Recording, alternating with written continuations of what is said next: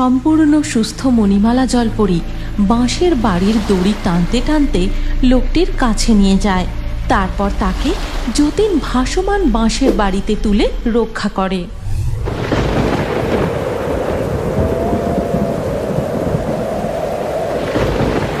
ঘোর নিম্নচাপের ফলে একটানা 5 দিন বৃষ্টি হয়েই চলেছে। চাষের জমিগুলোতে ধীরে ধীরে জল জমে ফসল নষ্ট হতে বসেছে। ফসল যে পচতে শুরু করেছে। এই কদিনের বৃষ্টিতেই এই অবস্থা। একবার যদি নদীতে বান আসে তাহলে যে সর্বনাশ হয়ে যাবে। আমি বরং একবার নদীর পার থেকে ঘুরে আসি। এই কথা বলে যতীন পদ্মা নদীর দিকে চলে যায়। আর নদীর কাছাকাছি পৌঁছতেই সে দেখে, ওরে বাবারে, নদীতে কত জল বেড়ে গেছে। আমি যা ভাবছি তা যদি একবার হয়, না না, আমাকে আগে থেকে কিছু একটা ব্যবস্থা নিতে হবে। এই কথা ভাবতে ভাবতে যতীন বাঁশ বাগানের দিকে যায়। আর সেখানে আজ এই দুটোই কাটা বাঁশ নিয়ে যাই। কালকে বরং সকালে এসে বেশি করে কটা বাঁশ কেটে নিয়ে যাব। এরপর যতীন বাড়ি পৌঁছে তার বউকে ডাকতে থাকে। লাবণ্য, লাবণ্য, কই গো? এ কি, তুমি বাঁশ কেটে কেন নিয়ে এসেছো? আর তুমি যে জমিতে গেলে ফসলগুলো কেমন আছে? নদীর যা অবস্থা দেখে এলাম তাতে বাঁশই আমাদের বাঁচাতে পারে। আর জমিতে একটাও ফসল ভালো নেই গো। বৃষ্টিতে সব নষ্ট হয়ে যাচ্ছে। এরপর ধীরে ধীরে রাত হয়ে যায়। আর রাতে যতীন, তার মেয়ে তিতলি ও লাবণ্য একসাথে খেতে বসে। গিন্নি, কালকে বৃষ্টিটা থামলে আরো কিছু বাঁশ কেটে নিয়ে আসতে হবে। অত বাঁশ দিয়ে কি করবে গো? নদীর জল একদম ভরে এসেছে। যে কোনো সময় বাঁধ ভেঙে বন্যা আসতে পারে। তারপর রাতের খাওয়া দাওয়া হয়ে গেলে সবাই শুয়ে পড়ে। এরপর রাত যত বাড়ে তার সাথে বৃষ্টির বেগও বাড়তে থাকে। সারা রাত ঝমঝম করে বৃষ্টি হয়েই চলে। ওদিকে বহু দূরে জঙ্গলের নদীতে দেখা যায়, আমি আর এগোতে পারছি না, আমি যে খুব আহত। তুমি আমাদের মেয়েকে নিয়ে নিরাপদ কোনো জলাশয় বা পুকুরে আশ্রয় নাও। তোমরা আমার জন্য চিন্তা করো না। আমার জন্য এই প্রবল নদীর স্রোতে আর দাঁড়িয়ে থেকো না, চলে যাও তোমরা। না মণিমালা, আমরা তোমাকে ছেড়ে কোথাও যাব না। মা, আমিও তোমাকে ছেড়ে কোথাও যাব না, কোথাও যাব না মা। ঠিক সেই সময় হঠাৎ নদীতে জোরে স্রোত আসে। আর সেই স্রোতেই আহত মণিমালা জলপরি নিজেকে আটকে রাখতে না পেরে জলের টানে ভেসে যায়। মা, তুমি কোথায় চলে যাচ্ছ? তুমি আমাকে ছেড়ে যেও না মা। ও মা, তুমি আমার কাছে আসো, যেও না আমাকে ছেড়ে। মণিমালা, মণিমালা, তোমার কিচ্ছু হবে না। আমি আসছি, আমি তোমাকে বাঁচাতে আসছি। হীরক কুমার, তুমি আমাকে বাঁচানোর জন্য স্রোতের মুখে এসো না, তাহলে যে তোমরাও ভেসে যাবে। দেখতে দেখতে মণিমালা জলপরি নদীর প্রবল স্রোতে অনেক দূর ভেসে যায়। আহত মণিমালা একটুও সাঁতার কাটতে পারে না। নদীর জলে ভাসতে ভাসতে সে বহু দূর চলে যায়। এরপর ধীরে ধীরে সকাল হয়ে যায়। আকাশের মেঘও একটু পরিষ্কার হয়। মা, আমি একটু খেলতে যাই না। কদিন থেকে বাইরে একটুও খেলতে পারিনি। বেশি দেরি করব না, এক্ষুনি চলে আসবো। না, একদম না, কোথাও যাওয়া যাবে না এখন। বৃষ্টিটা একটু থেমেছে, যাই আমি তাড়াতাড়ি গরুর দুধটা দুয়ে নিই। শোনো গিন্নি, পদ্মার কাছে ওই বাঁশ বাগান থেকে আমি কটা বাঁশ কাটতে যাচ্ছি। ফিরতে একটু দেরি হবে। ঠিক আছে, সাবধানে যেও। এই বলে লাবণ্য তাদের গরুর দুধ দুইতে শুরু করে। আর তিতলি পাশে দাঁড়িয়ে বলে, ও মামা, একটু খেলতে যাই না মা। ঠিক আছে, যা তবে। এই বর্ষা বাদলের দিনে বেশি দূর কোথাও খেলতে যাস না। কখন যে হঠাৎ বৃষ্টি শুরু হয়ে যায় তার কোনো ঠিক নেই। মায়ের অনুমতি পেয়ে তিতলি মনের আনন্দে খেলতে চলে যায়। এই চল না, আমরা সবাই মিলে নদীর জল দেখতে যাই। নদীতে অনেক জল বেড়েছে। না না, নদীর কাছে যাওয়া ঠিক হবে না, ওখানে বিপদ হতে পারে। চল না, কিচ্ছু হবে না। আমরা দূর থেকে নদীর জল দেখেই চলে আসবো। ঠিক আছে, চল তবে। তিতলি ও তার বন্ধুরা মিলে খেলতে খেলতে পদ্মা নদীর জল দেখতে চলে যায়। আর ওদিকে যতীন বাঁশবাগানে। বাঁশগুলো কাটা হয়ে গেছে, এবার তাড়াতাড়ি বাড়ি নিয়ে যাই, কাজ শুরু করতে হবে। এমন সময় যতীন হঠাৎ নদীর পাড় থেকে কার যেন কান্নার শব্দ শুনতে পায়। নদীর দিক থেকে কার যেন কান্নার শব্দ পাচ্ছি না। হ্যাঁ, যাই একবার গিয়ে দেখি। যতীন নদীর পাড়ে গিয়ে দেখে এক আশ্চর্য ঘটনা। নদীর ধারে একটা গাছের গুঁড়িতে আটকে রয়েছে এক জলপরী। যতীন তার কষ্ট দেখে তার কাছে যায় আর জিজ্ঞাসা করে, জলপরি, তুমি তো আহত, তুমি এখানে এলে কিভাবে? বন্যার স্রোতে আমি আমার পরিবার থেকে বিচ্ছিন্ন হয়ে চলে এসেছি। আমি আর পারছি না, মনে হয় এবার আমার সময় হয়ে এসেছে। তুমি চিন্তা করো না জলপরি, আমি তোমায় সুস্থ করে তুলবো, তোমার কিচ্ছু হবে না। এই কথা বলে যতীন সবার চোখের আড়ালে জলপরীকে তাদের বাড়ি নিয়ে এসে চৌবাচ্চায় রেখে দেয়। তারপর তার বউকে ডাকে। লাবণ্য, লাবণ্য, তাড়াতাড়ি করে জড়িবুটির ওষুধটা এখানে নিয়ে আসো। কি হলো গো তোমার? আমি এক্ষুনি আসছি। লাবণ্য সেখানে ঔষধি নিয়ে আসতেই যতীন তাকে জলপরীর ব্যাপারে সবটা খুলে বলে। তারপর লাবণ্য অতি যত্নে মণিমালা জলপরীর ক্ষতস্থানে ঔষধি লাগিয়ে দেয়। এবার আমি তাড়াতাড়ি করে ওই কাটা বাঁশগুলো গিয়ে নিয়ে আসি। এই কথা বলে যতীন কাটা বাঁশগুলো সেখান থেকে নিয়ে এসে জলপরীর চৌবাচ্চার পাশে তাদের উঠানে রাখে। এরপর আবার বিদ্যুৎ গর্জে শুরু হয় ঝমঝম করে বৃষ্টি। সব কটা বাঁশ জড়ো হয়ে গেছে, তাড়াতাড়ি কাজ শুরু করে দিই। এই বলে যতীন তার কাজ শুরু করে দেয়। তখন তিতলি ভিজতে ভিজতে দৌড়ে বাড়ি ফিরে আসে, আর তাই দেখে তার মা তাকে খুব বকা দেয়। তোকে আমি কতবার করে বারণ করলাম, বললাম তাড়াতাড়ি বাড়ি ফিরে আসবি, না হলে বৃষ্টিতে ভিজে যাবি। তুমি আমাকে আর বকবে না বলো, তাহলে তোমাকে একটা কথা বলবো। কি এমন কথা? ঠিক আছে বল, আমি বকবো না। জানো মা, আমরা বন্ধুরা মিলে নদীর যেই দিকটা কেউ যায় না সেখানে গিয়েছিলাম। দেখি একটা জায়গা দিয়ে গ্রামে হু হু করে জল ঢুকছে। বলিস কি? দাঁড়া, এ কথা এক্ষুনি তোর বাবাকে জানাতে হবে। লাবণ্য দৌড়ে উঠানে গিয়ে যতীনকে গ্রামে জল ঢোকার ব্যাপারটা জানায়। তারপর লাবণ্য লক্ষ্য করে যে তার স্বামী বাঁশ দিয়ে একটি সুন্দর বাড়ি বানিয়েছে। এক্ষুনি আমাকে গ্রামে খবর দিতে হবে, বন্যার জলে সব ভেসে যাওয়ার আগে সবাইকে সতর্ক করতে হবে। এই কথা বলে যতীন সবার বাড়ির সামনে গিয়ে গিয়ে গ্রামে জল ঢোকার খবরটা দিতে থাকে। শোনো গো শোনো, পদ্মার জল গ্রামে ঢুকতে শুরু করেছে। তোমরা যে যা পারো ঘর ছেড়ে দূরে কোথাও চলে যাও, উঁচু স্থানে আশ্রয় নাও। এরপর গ্রামের মানুষজন বন্যা থেকে প্রাণ বাঁচাতে যে যেখানে পারে নিরাপদ জায়গায় চলে যায়। ততক্ষণে নদীর জল উপচে গ্রামে প্রবেশ করতে থাকে।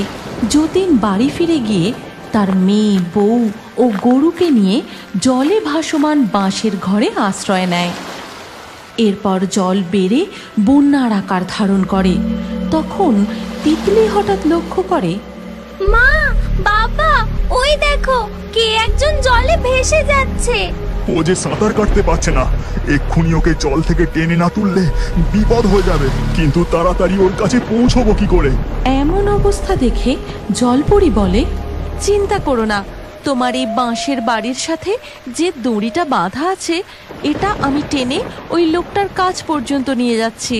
সম্পূর্ণ সুস্থ মণিমালা জলপরী বাঁশের বাড়ির দড়ি টানতে টানতে লোকটির কাছে নিয়ে যায়। তারপর তাকে যতীন ভাসমান বাঁশের বাড়িতে তুলে রক্ষা করে। ধন্যবাদ জলপরি, তুমি আমাদের এই ভাসমান বাঁশের বাড়ি টেনে না নিয়ে গেলে ওদের বাঁচানো সম্ভব হতো না। এই বন্যার জলে যারা যারা ভেসে যাচ্ছে তাদেরকে আমাদের রক্ষা করতে হবে। এই বলে মণিমালা জলপরী দড়ি ধরে বাঁশের বাড়ি টেনে নিয়ে যেতে থাকে, আর কাউকে ডুবে যেতে দেখলে তাকে বাঁশের বাড়িতে তুলে রক্ষা করে। তোমরা কি জানতে চাও এরপর মণিমালা জলপরী তার স্বামী ও মেয়ের কাছে ফিরে যেতে পারবে কিনা? তারাও কি এই বন্যার হাত থেকে রক্ষা পেয়েছে? পরের এপিসোড দেখতে চাইলে কমেন্টে নেক্সট পার্ট অবশ্যই লিখো। পিকলু মৎস্যকন্যাকে কাঁধে তুলে নিয়ে তার বাড়িতে নিয়ে যায়, আর তাদের বাড়ির পিছনের যে বড় চৌবাচ্চা আছে তার মধ্যে লুকিয়ে রাখে, এবং গ্রামে এক ভয়াবহ বন্যা দেখা দেয়। একদিন বিকেলবেলা গ্রামের ছোট ছোট ছেলেমেয়েরা মাঠে খেলা করছিল। ঠিক সেই সময় হঠাৎ করে আকাশটা কালো মেঘে ছেয়ে যায়। তখন তিতলি বলে, এই তাড়াতাড়ি বাড়ি চল, দেখ আকাশটা কেমন কালো মেঘে ছেয়ে গেছে, মনে হচ্ছে এক্ষুনি বৃষ্টি নামবে। আরে দাঁড়া না, আর একটু খেলি, এখনো তো বৃষ্টি নামেনি। এই বলে তারা আবার খেলা শুরু করে, আর সাথে সাথে বৃষ্টি শুরু হয়ে যায়। এই পিকলু দাদা, বৃষ্টি শুরু হয়ে গেছে রে, এবার তো বাড়ি চল, না হলে আমার মা তো খুব বকবে। দূর ভিতুরাম, তোরা বাড়ি যা, আমি বরং একবার নদীর পাড়ে যাই। এই বৃষ্টিতে নদীর পাড়ে অনেক কই মাছ উঠবে, আমি গিয়ে ধরে নিয়ে আসি। তোরা কি কেউ যাবি আমার সাথে? কিন্তু কেউই তার সাথে যেতে রাজি হলো না। সবাই যে যার বাড়ি ফিরে গেল, আর পিকলু নদীর ধারে গিয়ে মনের সুখে মাছ ধরতে লাগলো। আর এইদিকে মুষলধারে বৃষ্টি শুরু হলো। আর এই বৃষ্টিতে পিকলু এখনো বাড়ি ফিরছে না দেখে তার বাবা মা খুব চিন্তা করতে লাগলো। বলছি, হ্যাঁ গো, ছেলেটা তো এখনো বাড়ি ফিরলো না। হ্যাঁ, তো বৃষ্টিতে কোথায় আছে বলো তো? তা আমি কি করে জানবো? লাই দিয়ে তো ছেলেটাকে একেবারে মাথায় তুলেছ। গ্রামের যত ছেলে মেয়ে বৃষ্টির আগেই বাড়ি ফিরে পড়লো, আর এই বেয়াদব ছেলে এখনো বাড়ি ঢোকার নাম নেই। আজ ফিরুক একবার, তারপর ওর খবর আমি নিচ্ছি। এমন সময় পিকলু মাছ হাতে ভিজতে ভিজতে বাড়ি ফেরে। এই দেখো মা, আমি কত কই মাছ ধরে এনেছি। পিকলুকে দেখা মাত্রই তার বাবা তাকে খুব বকাবকি করে। এরপর রাত পেরিয়ে দিনের আলো ফুটতে বৃষ্টি একটু থামে, আর সেই সুযোগে গ্রামের কিছু মানুষ নিজেদের ঘরের চালা ভালো করে ছেয়ে নেয়, আর কেউ বা বন্যার ভয়ে বেশি করে খাবার সঞ্চয় করতে থাকে। যখন অনন্ত নিজেদের ঘরের চাল ভালো করে ঠিক করছিল, তখন কি ভাই অনন্ত, বেশ ভালো করে ঘরের চাল ছাইছো তো? মনে আছে তো গতবারের বন্যায় কি অবস্থাটা না হয়েছিল? তুই ঠিকই বলেছিস ভাই হারাধন, ওটাই তো চিন্তা। ঘরের চাল উড়ে গেলে ছোট ছোট ছেলে মেয়েকে নিয়ে কোথায় যাই বলতো? কি হবে ভগবানই জানে। আর শোনো, সাথে বেশি করে খাবার সঞ্চয় করে রেখো। আচ্ছা, আমি এখন চললাম। এই কথা বলে হারাধন সেখান থেকে চলে যায়। বিকেল থেকে আবার মুষলধারে বৃষ্টি শুরু হয়। টানা 2 দিন এইরকম বৃষ্টি চলতে থাকে। তার সাথে পাল্লা দিয়ে ঘন ঘন বজ্রপাত আর ঝড়ের দাপট। ধীরে ধীরে নদীর জল উপচে গ্রামে প্রবেশ করতে শুরু করে। নদীর জল উপচে গ্রামে জল ঢুকতে শুরু করেছে, তার সাথে নিশ্চয়ই অনেক মাছও আসছে। একবার যদি আমি যেতে পারি, কই মাছের সাথে অনেক ইলিশ মাছও পাবো। না, আজকে একবার আমাকে যেতেই হবে। এই কথা বলে পিকলু তার বাবা মায়ের চোখকে ফাঁকি দিয়ে এই বৃষ্টিতে বেরিয়ে পড়ে মাছ ধরার উদ্দেশ্যে। আর এদিকে নদীতে প্রবল স্রোত, সমুদ্রের জল নদীতে প্রবেশ করতে শুরু করেছে। আর সেই প্রবল স্রোতে এক মৎস্যকন্যা তার পরিবার থেকে বিচ্ছিন্ন হয়ে নদীতে চলে এসেছে। পিকলু নদীর পাড়ে আসতেই শুনতে পায়,